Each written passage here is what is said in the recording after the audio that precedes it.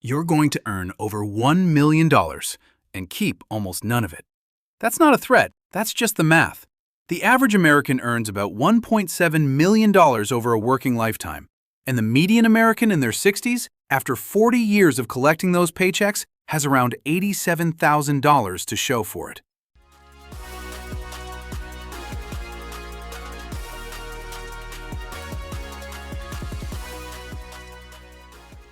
"40 years of work, 5% kept." And here's what nobody says out loud. That's not a discipline problem. It's not even really a spending problem. It's a comprehension problem. Those people worked for money their entire lives without ever learning how money actually works. And I know that because I was on the exact same track. In 2019, I was 26, making $68,000 a year at my first real job, and I felt rich. New apartment, leased car, DoorDash like it was a food group. 3 days before payday, I checked my Chase account, $412. And I remember thinking, okay, that's fine, that's normal, everyone lives like this. Then one lunch break, a coworker of mine, I'll call her Dana, mentioned completely casually, the way you'd mention the weather, that her index funds had just crossed 6 figures. Dana made $54,000, 14 grand less than me. She drove a 2011 Camry with a dent in the door, and she had over $100,000 quietly working for her while I had $412 and a lease payment. I went home that night and added up everything I owned, every account. It came to about $1,900, and honestly, $300 of that was a security deposit I was never getting back. That was the night I realized Dana and I weren't playing the same game. I earned money. She understood it. And the specific thing she understood, the thing that separates people who die with $87,000 from people who die wealthy, I didn't figure out until years later. I'll give it to you at the end because it took me the whole journey to see it. First, get rid of the shame.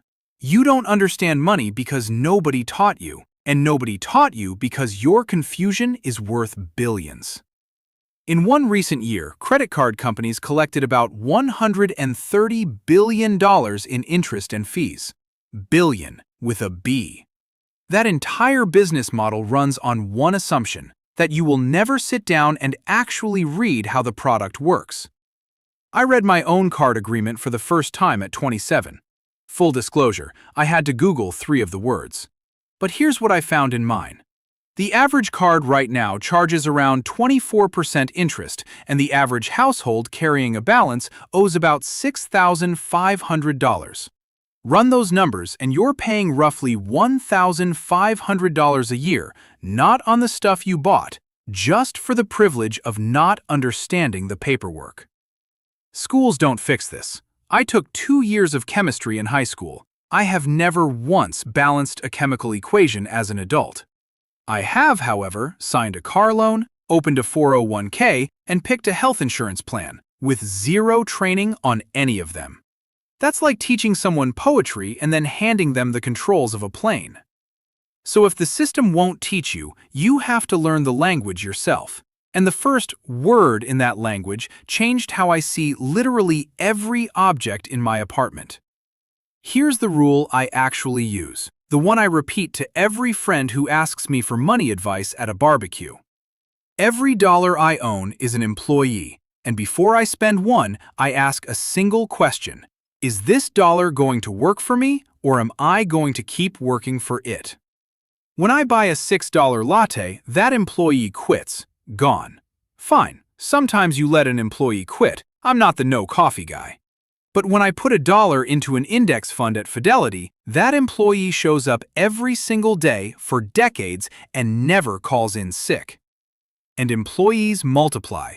If you put $400 a month to work starting in your mid-20s, at the market's long-run average of about 8%, you're sitting on roughly $1.2 million by 65, assuming you actually do it every month for 40 years and never raid the account. Which, let's be honest, is the actual hard part.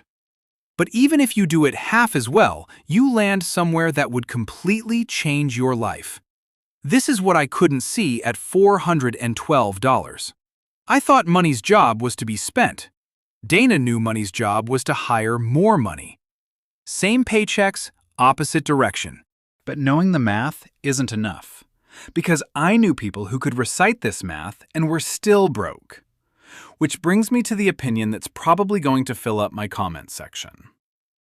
I don't keep a budget, haven't in 6 years, and I think for most people, budgets are overrated. Yeah, I said it.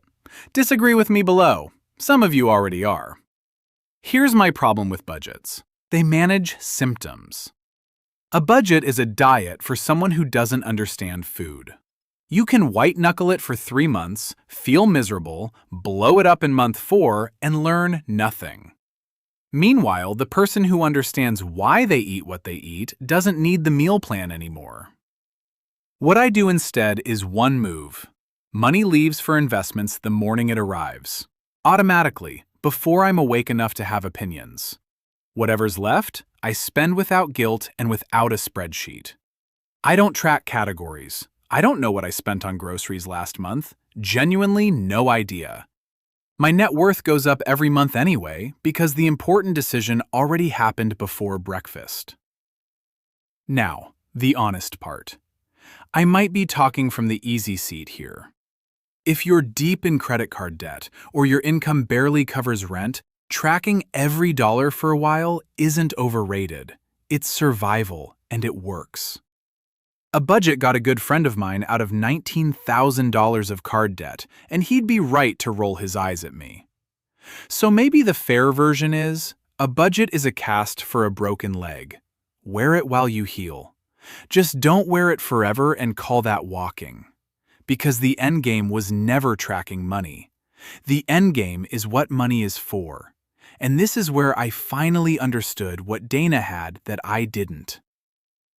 A couple years after that $412 night, I read The Psychology of Money on a flight, and I spent half of it genuinely annoyed that no one had handed it to me at 18. Morgan Housel has this idea that flipped a switch in me. The highest form of wealth is waking up and getting to say, I can do whatever I want today. Not the watch, not the house, the morning. And that's when the Dana thing finally clicked. It was never her portfolio balance that I should have envied. It was her face. She was the calmest person in that office. Layoff rumors? Calm. Car repair? Calm. She once took 3 weeks unpaid to visit her sister, and it didn't even dent her. Meanwhile, I, the guy who out-earned her, did panic math in the shower every morning. Here's the thing I promised you at the start. The line that separates the $87,000 people from the wealthy ones? Money you understand works for you. Money you don't understand works on you. If you don't get how interest compounds, it compounds against you on a credit card. If you don't get how investing works, inflation quietly taxes every dollar you safely park in checking.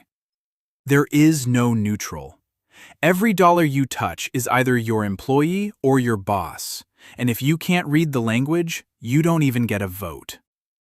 That's why the title of this video isn't about being rich. It's about being truly rich. Because I've now met people with big salaries and $412 in the bank. I was one. And I've met a woman in a dented Camry who was freer than her own boss. The number was never the point. The understanding was. The number is just what understanding looks like after enough time. So here's where I'll leave you. You are on track to earn about $1.7 million in your lifetime. The version of you who understands money keeps a life-changing slice of it. The version who doesn't keeps $87,000 and 40 years of shower math. Same paychecks, same person. The only difference is whether you learn the language, and you're already ahead of most people because you just spent 12 minutes doing exactly that instead of watching literally anything easier.